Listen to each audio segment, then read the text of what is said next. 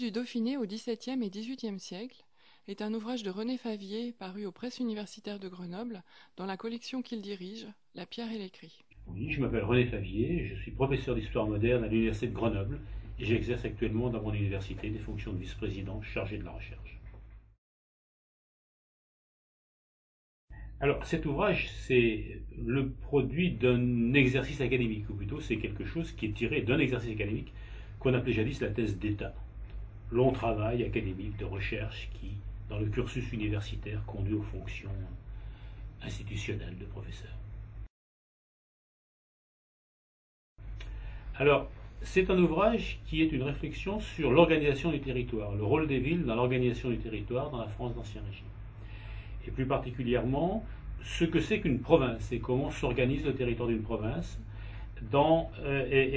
autour de sa capitale.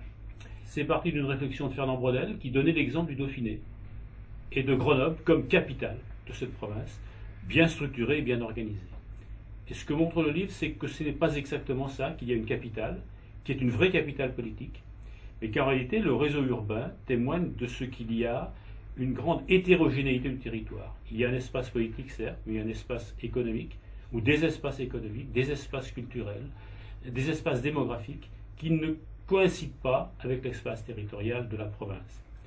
Et ça permet en même temps de comprendre comment et pourquoi, au moment de la Révolution, le découpage départemental a finalement brisé très rapidement cette ancienne entité provinciale qui paraissait si solide, le réseau urbain étant à l'image de cette diversité territoriale.